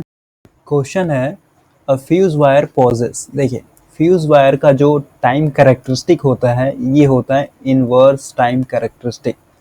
इसका मतलब यहाँ पे ग्राफ से समझते हैं थोड़ा। ये मान लीजिए हमारा एक्स एक्सिस है और ये हमारा वाई एक्सिस है। इधर मान लीजिए हमारा ओवरलोड करंट है और इधर जो है हमारा ये टाइम है, ठीक है। टाइम जो है हमारे सेकंड में होता है और इधर जो करंट का वैल्यू होगा ये एम्पियर में होगा, ठीक है। ये हमारा ओरिजिन है तो यहाँ पे वैल्यू 0 होगा और इनवर्स टाइम कैरेक्टरिस्टिक का मतलब कुछ इस तरह से। अब यहाँ पे देखिए, मान लीजिए ये हमारा 5 एम्पियर है, ये 10 एम्पियर है, ये 20 एम्पियर है और ये 25 एम्पियर है, और इधर हमारा टाइम मान लीजिए ये 5 सेकेंड, यहाँ पे 10 सेकेंड, यहाँ पे 15, यहाँ पे 20। इसका मतलब क्या हुआ, अगर ओवरलोड करंट का वैल्यू बढ़ता है, मान लीजिए पहले 5 था, ठीक है, तो 5 था, इसका मतलब हमारा करंट का वैल्यू कम है तो फ्यूज़ मेल्ट होने में टाइम ज़्यादा लेगा, ठीक है। यहाँ पे देख रहे हैं टाइम का वैल्यू बढ़ रहा है। अब देखिए मान लीजिए करंट हमारा इंक्रीज़ हुआ, तो करंट इंक्रीज़ हुआ तो ये वैल्यू कुछ यहाँ पे आएगा, इसका मतलब हमारा टाइम जो है घट रहा है। यानी जैसे जैसे हमारा करंट बढ़ेगा वैसे वैसे फ्यूज़ का जो मेल्टिंग पॉइंट होता है, यानी मेल्ट होने का जो टाइम होगा वो घट जाता है, इसलिए इसका नाम यहाँ से नाम पड़ा इनवर्स टाइम कैरेक्टरिस्टिक, ठीक है। तो ये आपको याद रखना है। चलिए नेक्स्ट क्वेश्चन देखते हैं। क्वेश्चन है the total time for high speed breaker is nearly. देखिए सर्किट ब्रेकर को ऑपरेट होने में जो टाइम लगता है वो हाफ साइकिल से भी कम समय में लगता है, ठीक है। तो इसका आंसर होगा डी। चलिए नेक्स्ट क्वेश्चन देखते हैं। यानी सिस्टम में मान लीजिए फॉल्ट हुआ, ठीक है, फॉल्ट होने के कारण करंट का वैल्यू बढ़ गया, तो करंट का वैल्यू बढ़ा, मान लीजिए पहला करंट का वेव कुछ इस तरह से था, अब जैसे सिस्टम के अंदर फॉल्ट आया तो करंट का मैग्नीट्यूड बढ़ जाएगा, यानी कुछ इस तरह से हो जाएगा। तो ये जो हाफ साइकिल है, यानी ये इतना दूर का जो साइकिल है, इसी साइकिल के अंदर में हमारा सर्किट ब्रेकर क्या होता है, ऑपरेट हो जाता है, यानी कॉन्टेक्ट उसका ओपन हो जाता है, ठीक है। चलिए नेक्स्ट क्वेश्चन है breaking capacity of a circuit breaker is usually expressed in the term of. देखिए ब्रेकिंग कैपेसिटी क्या होता है, मैंने आपको बताया था कि जिस करंट के वैल्यू पे, यानी जिस मैक्सिमम करंट के वैल्यू पे हमारा सर्किट ब्रेकर जो है ओपन हो जाए, यानी कॉन्टेक्ट इसका ओपन हो जाए, उसको बोलते हैं ब्रेकिंग कैपेसिटी। और ब्रेकिंग कैपेसिटी का जो रेटिंग करते हैं ये होता है MVA में, ठीक है, ये आपको याद रखना है। चलिए नेक्स्ट क्वेश्चन है। क्वेश्चन बोल रहा है कि मोटर को ओवरलोड से बचाने के लिए हम लोग कौन सा रिले यूज़ करते हैं। तो अभी मैंने बताया कि हम लोग थर्मल रिले जो है मोटर को प्रोटेक्ट करने के लिए यूज़ करते हैं, और ये बेसिकली ओवरलोड के लिए यूज़ करते हैं, क्योंकि ओवरलोड जब होगा मोटर के ऊपर तो हमारे स्टेटर वाइंडिंग में क्या होगा, हीट जनरेट होगा। हीट जनरेट क्यों होगा? क्योंकि ओवरलोड होने के कारण आर्मेचर के अंदर जो करंट ड्रॉन होगा वो बहुत ही हाई हो जाएगा, ठीक है, यानी आईए हमारा इंक्रीज हो जाएगा। आईए इंक्रीज होगा जिसके कारण हमारे स्टेटर वाइंडिंग में हीट जनरेट होगा, और हीट जनरेट होगा तो अगर हम लोग वहाँ पे रिले यूज़ नहीं करेंगे या फिर ट्रिप सर्किट नहीं यूज़ करेंगे तो हमारा मोटर जो है जल जाएगा। चलिए नेक्स्ट क्वेश्चन है, और भी यहाँ पे ऑप्शन देखते हैं।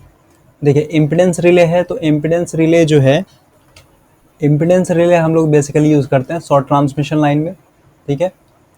और थर्मल रिले अभी मैंने बताया मोटर के प्रोटेक्शन के लिए यूज़ करते हैं। बूचल्स रिले हम लोग ट्रांसफार्मर के प्रोटेक्शन के लिए यूज़ करते हैं, और बूचल्स रिले बेसिकली हम लोग यूज़ करते हैं ऑयल ट्रांसफार्मर में, ठीक है। उसके बाद इलेक्ट्रोमैग्नेटिक अट्रैक्शन टाइप है, तो ये हमारा एक रिले का प्रिंसिपल है जिस प्रिंसिपल पे हमारा रिले काम करता है, ठीक है। और इस प्रिंसिपल में कुछ नहीं, हमारा एक कोर होता है जिसके ऊपर हम लोग वाइंडिंग करते हैं, और इसके अंदर जब हमारा सप्लाई जाता है तो ये क्या करता है, एक मैग्नेटिक फील्ड बनाता है, यानी इलेक्ट्रोमैग्नेट बन जाता है, जिसके कारण हमारा दोनों जो कांटेक्ट होता है ये आपस में अटैच और डी अटैच होता है, जिस हिसाब से हमारे सिस्टम में फॉल्ट फ्लो करता है, आई मीन करंट फ्लो करता है। चलिए आगे देखते हैं। देखिए क्वेश्चन पूछ रहा है कि सर्किट ब्रेकर का जो रेटिंग करते हैं वो किससे हम लोग को डिटरमाइन होता है, यानी किस हिसाब से हम लोग उसका रेटिंग रखते हैं। तो देखिए अभी मैंने बताया था कि सर्किट ब्रेकर का जब हम लोग रेटिंग करते हैं तो इसको रेटिंग करने से पहले हम लोग फॉल्ट को एनालाइज करते हैं, यानी फॉल्ट के बारे में पढ़ते हैं। और ये जो फॉल्ट पढ़ते हैं ये सिमेट्रिकल फॉल्ट में पढ़ते हैं, यानी सिमेट्रिकल मतलब हमारा सिस्टम बैलेंस्ड है, ठीक है। और एसिमेट्रिकल फॉल्ट को भी हम लोग सिमेट्रिकल फॉल्ट बनाते हैं, I mean A symmetrical system बना करके, जैसे जीरो सीक्वेंस हो गया, नेगेटिव सीक्वेंस हो गया और पॉजिटिव सीक्वेंस बना करके हम लोग वहाँ पे भी फॉल्ट को कैलकुलेट करते हैं। यानी कहने का मतलब जब भी हम लोग फॉल्ट पढ़ेंगे तो सिर्फ सिमेट्रिकल फॉल्ट को ही पढ़ते हैं, ठीक है।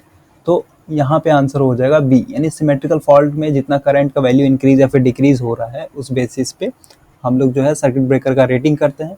और यहाँ पे आप कंफ्यूज नहीं होइएगा, सिमेट्रिकल फॉल्ट को मैंने बताया किस तरह से हम लोग निकालते हैं, बहुत ईजी वे है। तीनों सर्किट के अंदर जो है, आई मीन तीनों फेज के अंदर इक्वल वोल्टेज या फिर करंट फ्लो होता है, उस बेसिस से हम लोग एक फेज को पढ़ लेंगे और बाकी जो फेज है उसे 3 से मल्टीप्लाई कर लेंगे, ठीक है। अब हमारा जो अनबैलेंस सिस्टम है, यानी एसिमेट्रिकल फॉल्ट जो होता है उसको क्या करते हैं हम लोग, बैलेंस्ड बनाते हैं। बैलेंस कैसे बनाएंगे? With the help of zero sequence, positive sequence और नेगेटिव सीक्वेंस, ठीक है। इसको एज्यूम करके चलते हैं और इस बेसिस पे हमारा जो होता है फॉल्ट यहाँ से हम लोग एनालाइज करते हैं, कैलकुलेट करते हैं, और लास्ट में जो भी रिजल्ट मिलता है ये symmetrical fault equal to asymmetrical fault हो जाता है, ठीक है। तो इस तरह से हम लोग यहाँ पे रेटिंग करते हैं सर्किट ब्रेकर का, तो ये हमेशा होता है सिमेट्रिकल फॉल्ट करंट के ऊपर। चलिए आगे देखते हैं। क्वेश्चन बोल रहा है कि एक हमारा सर्किट ब्रेकर है जो कि नॉर्मली काम कर रहा है, ठीक है, तो इसका इंस्पेक्शन जो करेंगे कितने दिन के बीच में करेंगे? तो ये होता है हमेशा 6 महीने में, नहीं तो फिर 1 साल में, ठीक है। क्वेश्चन बोल रहा है कि सर्किट, जैसे किसी भी सिस्टम के अंदर फॉल्ट आता है, मान लीजिए यहाँ पे हमारा एक फॉल्ट आ गया, ठीक है, तो इस फॉल्ट को सर्किट ब्रेकर तक पहुंचाने के लिए कौन सा इक्विपमेंट यूज़ करते हैं? तो ये बेसिकली होता है हमारा रिले, ठीक है। रिले एक तरह से हमारा सेंसिंग डिवाइस है जो कि सेंस करता है करंट इंक्रीज कर रहा है या फिर करंट डिक्रीज कर रहा है, ठीक है, इसको सेंस करता है, यानी फॉल्ट को सेंस करके सर्किट ब्रेकर को सिग्नल देता है ट्रिप होने के लिए। चलिए आगे देखते हैं। यहाँ पे और भी ऑप्शन देखिए, रिवायरेबल फ्यूज है, ये बेसिकली हम लोग घर ये सब में यूज़ करते हैं, ठीक है। HRC फ्यूज जो है ये दोनों रेटिंग के लिए होता है, लो वोल्टेज के लिए भी और हाई वोल्टेज के लिए भी, ठीक है। तो ये एक तरह से फ्यूज है, हमारा एडवांस फ्यूज है HRC फ्यूज। चलिए आगे देखते हैं। देखिए क्वेश्चन बोल रहा है the transient voltage that appears across the contact of the instantaneous arc extinction is called, ये होता है हमारा री स्ट्राइकिंग वोल्टेज। अब देखिए री स्ट्राइकिंग वोल्टेज क्या होता है, ये मान लीजिए हमारा ये कॉन्टेक्ट है सर्किट ब्रेकर का, ठीक है, फॉल्ट होने के कारण क्या है, ये ओपन हो गया, यानी ये ए है और ये बी है, ओपन हो गया, तो यहाँ पे क्या लगता है, आर्क लगता है। अब देखिए आर्क जो है एसी करंट के अंदर क्या होता है, हमारे हर एक टाइम में जो है करंट का वैल्यू 0 होता है, ठीक है, यानी करंट 0, तो यहाँ पे आर्क भी हमारा क्या हो जाएगा, 0 हो जाएगा। लेकिन ये बहुत ही फास्ट प्रोसेस होता है और इसको हम लोग नेकेड आई से नहीं देख सकते हैं। तो इस बेसिस में क्या होता है, आप यहाँ पे देख रहे हैं हर एक इंस्टेंट पे हमारा करंट 0 हो रहा है, यानी आर्क 0 हो रहा है। तो कुछ देर बाद जैसे ही यहाँ पे हमारा करंट आएगा, यानी नेगेटिव हाफ साइकिल जब इंटर करेगा, तो यहाँ पे फिर से हमारा करंट आई मीन आर्क लग जाएगा। तो जहाँ पे जिस पॉइंट पे आर्क जो है बुझ करके फिर से जलता है उसको बोलते हैं रीस्ट्राइकिंग वोल्टेज, यानी जिस वोल्टेज पे हमारा आर्क बुझेगा और फिर से लग जाएगा उसको बोलते हैं रीस्ट्राइकिंग वोल्टेज। ठीक है, और ये मैंने अपने पिछले वीडियो में ग्राफ के साथ समझाया है, तो आप प्लीज़ उस वीडियो को देख लीजिए। चलिए नेक्स्ट क्वेश्चन है इन चारों सर्किट ब्रेकर में से कौन सा सर्किट ब्रेकर है जिसके अंदर आग जो है यानी आर्क बहुत ही कम लगता है। तो ये है हमारा एयर ब्लास्ट सर्किट ब्रेकर। देखिए air blast circuit breaker basically हम लोग एसी के अंदर यूज़ करते हैं, और इसमें होता क्या है, जैसे ही हमारे सिस्टम में फॉल्ट आया तो हमारे यहाँ पे सर्किट ब्रेकर का जो कॉन्टेक्ट है ये ओपन हो जाएगा। ओपन होगा तो इसका मतलब यहाँ पे चिंगारी लगेगा। ठीक है, तो इस चिंगारी को बुझाने के लिए हम लोग क्या करते हैं, एयर का एक बौछार देते हैं, यानी हवा का एक बौछार इसके अंदर डालते हैं। ठीक है, ताकि जैसे ही हमारा करंट जीरो हो, यानी यहाँ पे करंट का वैल्यू जीरो हुआ यानी आर्क हमारा जीरो हो गया। ठीक है, करंट जीरो यानी आर्क जीरो।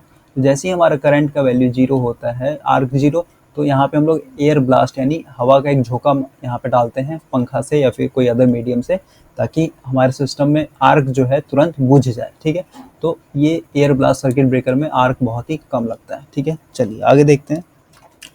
क्वेश्चन बोल रहा है कि इन चारों सर्किट ब्रेकर में से कौन सा ऐसा सर्किट ब्रेकर है जिसका वोल्टेज रेंज बहुत ही कम होता है, यानी कम वोल्टेज पे ऑपरेट करते हैं। तो ये होता है एयर ब्रेक सर्किट ब्रेकर। ठीक है, एयर ब्रेक सर्किट ब्रेकर यानी ये हमारा एक कॉन्टेक्ट है। ठीक है, और ये हमारा दूसरा कॉन्टेक्ट है। इसमें जब सेपरेशन होगा यानी दोनों कॉन्टेक्ट जब सेपरेट होगा तो इसमें हमारा क्या होगा, चिंगारी लगेगा। ठीक है, तो यहाँ पे हम लोग कोई भी मीडियम यूज़ नहीं कर रहे हैं।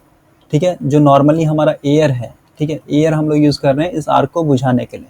तो यहाँ पे कोई भी स्पेशल पर्पस नहीं है, कोई भी स्पेशल मीडियम नहीं है हम आर्क को बुझाने के लिए, तो इसलिए हम लोग इसको यूज़ करते हैं लो वोल्टेज के लिए। ठीक है, लो वोल्टेज यानी लो वोल्टेज, सिंपल सी बात है, लो वोल्टेज होने के कारण यहाँ पे चिंगारी लगने का जो कैपेसिटी होगा बहुत कम होगा। ठीक है, यानी जो चिंगारी लगेगा बहुत ही कम मात्रा में लगेगा। तो इस बेसिस में एयर सर्किट ब्रेकर यानी एयर ब्रेक सर्किट ब्रेकर जो होता है ये लोवेस्ट वोल्टेज पे यूज़ करते हैं, और इसमें जो होता है आर्क बहुत ही लोवेस्ट रेंज में लगता है। ठीक है, चलिए आगे देखते हैं। क्वेश्चन है which of the following is used in liquid fuse. देखिए लिक्विड फ्यूज के अंदर हम लोग कार्बन टेट्राक्लोराइड यूज़ करते हैं, और ये जो होता है हमारा नॉन फ्लेमेबल गैस होता है, यानी जलनशील नहीं होता है।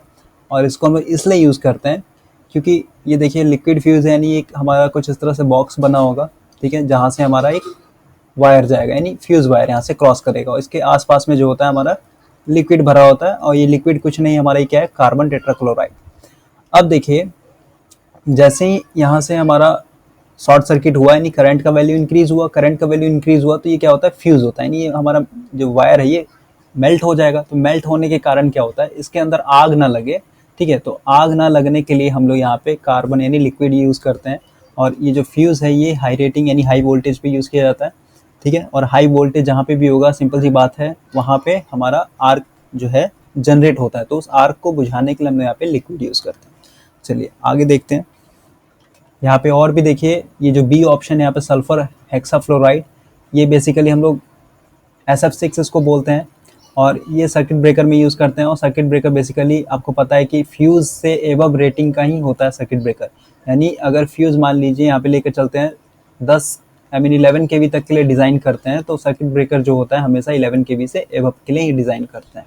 ठीक है, यहाँ पे मैं एज्यूम करके चल रहा हूँ, प्रैक्टिकल लाइफ में ऐसा होता नहीं है। ठीक है, आपको समझाने के लिए, आप कंफ्यूज नहीं होइएगा। उसके बाद ट्रांसफार्मर ऑयल देखिए, ट्रांसफार्मर ऑयल भी इसका भी एक रेटिंग होता है। ठीक है, वो डिपेंड करता है कि किस वोल्टेज का आई मीन कितने हाई वोल्टेज का वो ट्रांसफार्मर है। ठीक है, चलिए आगे देखते हैं।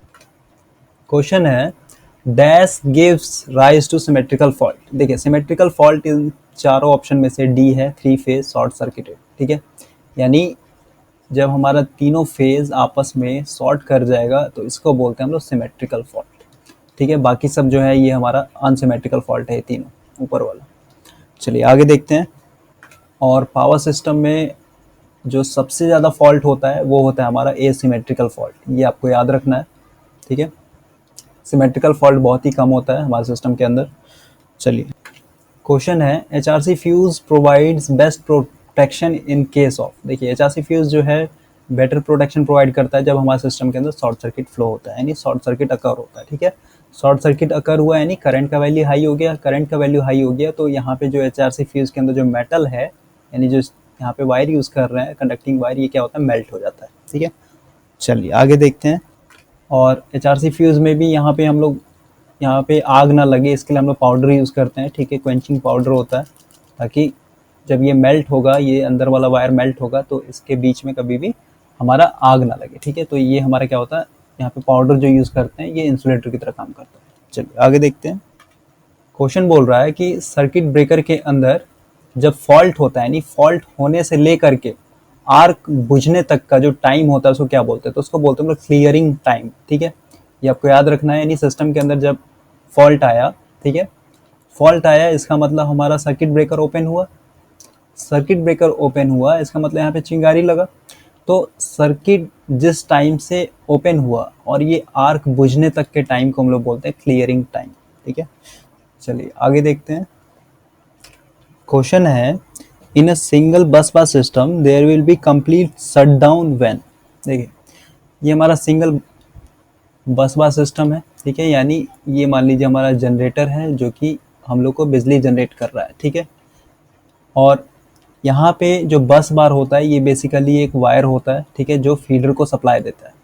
तो हमारे सिस्टम में कंप्लीट शटडाउन यानी पावर सप्लाई जो होगा जीरो हो जाएगा, वो तभी होगा जब बस बार के अंदर फॉल्ट होगा, ठीक है। यानी यहाँ पे हमारा फॉल्ट आ गया तो सिंपल सी बात है, यहाँ से जो फीडर है, यानी फीडर से हम लोग जो लोड दे रहे हैं, यानी फीडर जो है करंट ले जा करके लोड तक जो लेके जा रहा है वो पूरा ठप हो गया, यानी यही सिस्टम यहाँ पे फॉल्ट आ गया तो ये बाकी का पूरा क्या हो जाएगा, ठप हो जाएगा, यानी डिस्कनेक्ट हो जाएगा, ठीक है। चलिए आगे देखते हैं। देखिए डिफरेंशियल रिले हम लोग ट्रांसफार्मर को प्रोटेक्ट करने के लिए यूज़ करते हैं, ठीक है, और ये काफ़ी ज़्यादा मिला जुला होता है मर्ज प्राइस प्रोटेक्शन के थ्रू। और इसमें बेसिकली हम लोग सीटी यूज़ करते हैं, सीटी की मदद से हम लोग यहाँ पे प्रोटेक्ट करते हैं, ठीक है। तो ज़्यादा डिटेल में मैं नहीं जाऊँगा यहाँ पे। चलिए आगे देखते हैं। क्वेश्चन है, minimum arcing voltage will be least in the case of. देखिए ये हमारे सिल्वर के अंदर होता है, ठीक है। चलिए आगे देखते हैं। बोल रहा है कि जब हमारे सिस्टम के अंदर शॉर्ट सर्किट आता है, यानी करंट का वैल्यू इंक्रीज हो रहा है, तो इस करंट को लिमिट करने के लिए हम लोग एक डिवाइस यूज़ करते हैं, उसका नाम क्या है, तो उसको हम लोग यूज़ बोलते हैं रिएक्टर, ठीक है। और reactor basically short circuit current को लिमिट करता है, ठीक है। अगर मान लीजिए नॉर्मल करंट हमारा 10 एम्पियर का था और ये मान लीजिए हमारा जनरेटर है, ठीक है, और यहाँ पे हमारा लगा हुआ है रिएक्टर और ये हमारा बस बार है, ठीक है।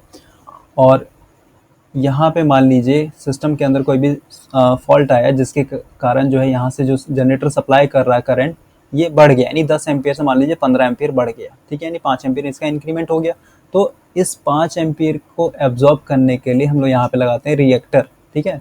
तो ये एक्स्ट्रा करंट का एब्जॉर्ब कर लेगा और यहाँ तक यानी जो बस बार लगा हुआ है इसको सिर्फ 10 एम्पियर तक का ही सप्लाई देगा, इसलिए इसको कहते हैं हम लोग करंट लिमिटिंग रिएक्टर, ठीक है।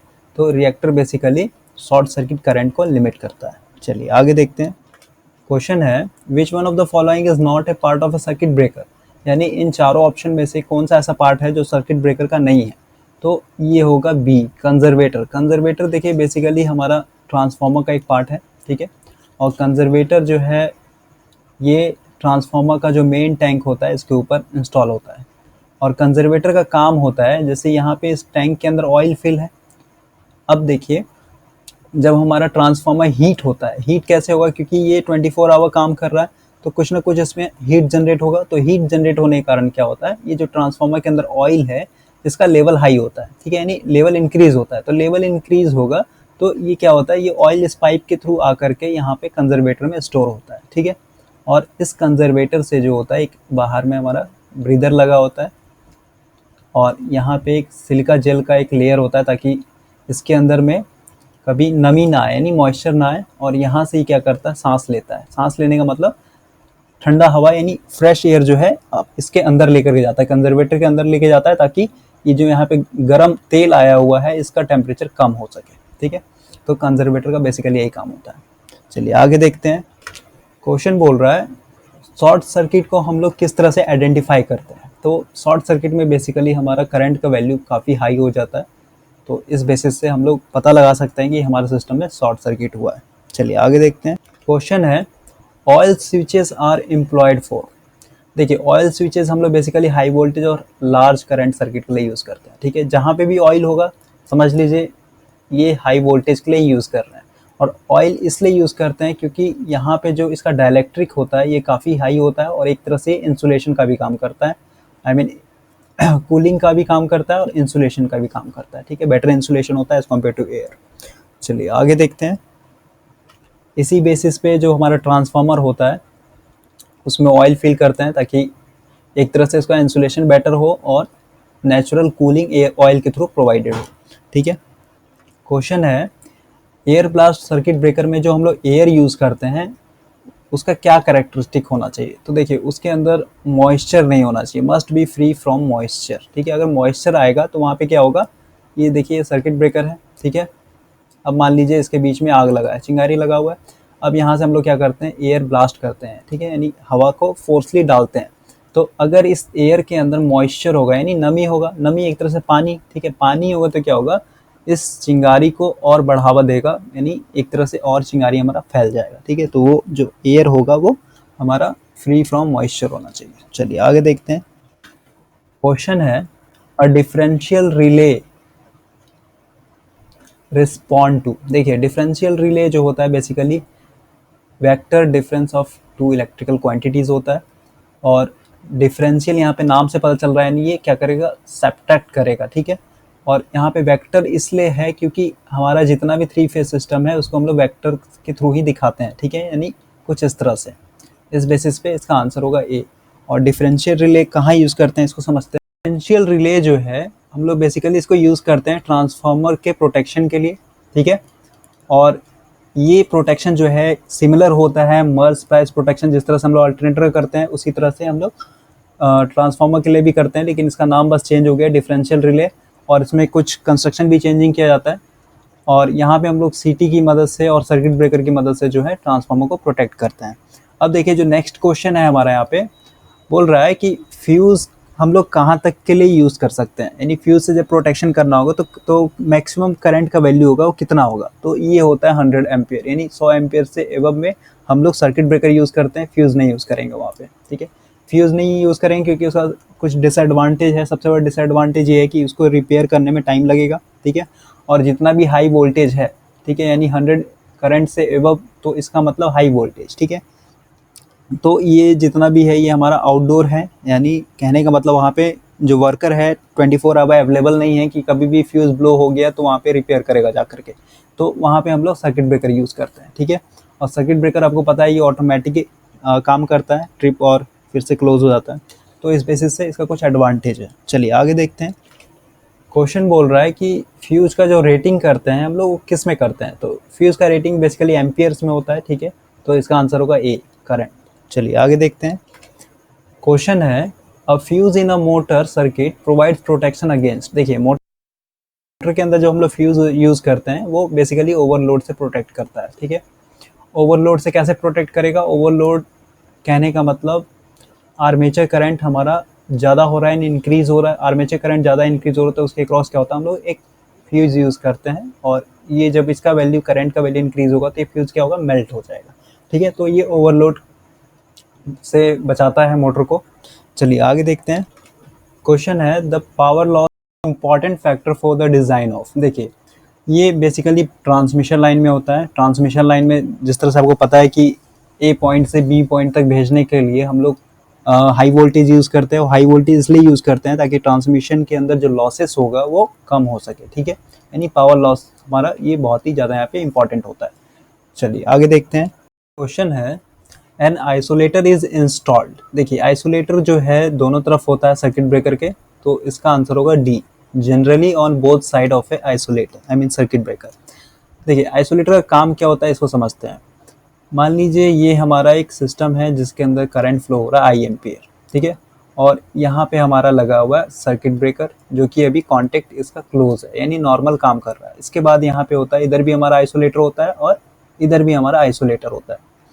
अब देखिए इसको थोड़ा और इजी वे में समझाता हूँ। यहाँ पे मान लीजिए हमारा सर्किट ब्रेकर लगा हुआ है, ठीक है। अब मान लीजिए हमारे सिस्टम के अंदर फॉल्ट आया, ठीक है, यानी करंट का वैल्यू इंक्रीज हुआ, इसका मतलब ये सर्किट क्या हो जाएगा, हमारा ब्रेक हो जाएगा, यानी ओपन हो गया, यानी ये ब्रेक हो गया। अब देखिए, अब मान लीजिए हमारे सिस्टम के अंदर शॉर्ट सर्किट के कारण कोई फॉल्ट आ गया जिसके कारण हमारा इक्विपमेंट जो है ख़राब हो गया। तो इक्विपमेंट ख़राब हो गया तो इसको रिपेयर करना पड़ेगा। तो रिपेयर करना पड़ेगा तो हम लोग क्या करते हैं, एक साइड सिस्टम को क्या करना पड़ेगा, आइसोलेट करना पड़ेगा, यानी इधर कोई भी करंट फ्लो नहीं होगा तभी तो वर्कर आके यहाँ पे काम करेगा। कहने का मतलब ये, अगर ए सेक्शन था और ये बी सेक्शन था, बी सेक्शन के साइड में फॉल्ट आ गया जिसके कारण हमारा इक्विपमेंट खराब हो गया, तो इधर वर्कर आएंगे काम करने के लिए, तो इधर करंट का वैल्यू इधर हमारा क्या होगा, आइसोलेटेड होना चाहिए सर्किट। तो इसके लिए हम लोग क्या करते हैं, एक डिवाइस यूज़ करते हैं जिसको बोलते हैं आइसोलेटर। और आइसोलेटर बेसिकली दो सर्किट को डिस्कनेक्ट करता है, ठीक है, यानी एक तरह से स्विच का काम करता है जो कनेक्ट और डिस्कनेक्ट करता है दो सर्किट को। और ये हमेशा सर्किट ब्रेकर जब ओपन होगा तभी हम लोग आइसोलेटर लगाते हैं, ठीक है, क्योंकि ये लाइव में, यानी जब हमारे सिस्टम के अंदर करंट फ्लो हो रहता है उस समय आइसोलेटर का कोई काम नहीं होता है। आइसोलेटर हमेशा जब सर्किट ब्रेकर ओपन हो जाता है, यानी कॉन्टेक्ट जब सेपरेट हो जाता है, तो उसके बाद हम लोग आइसोलेटर लगा करके यहाँ पे वर्कर को भेजते हैं रिपेयर करने के लिए, ठीक है। तो आज के लिए इतना ही। Thank you for watching this video. ये कुछ बेसिक क्वेश्चन थे MCQ जो कि स्विच गियर से थे, और इसका पार्ट 2 मैं अपलोड करूँगा। तो thanks for watching this video, see you next.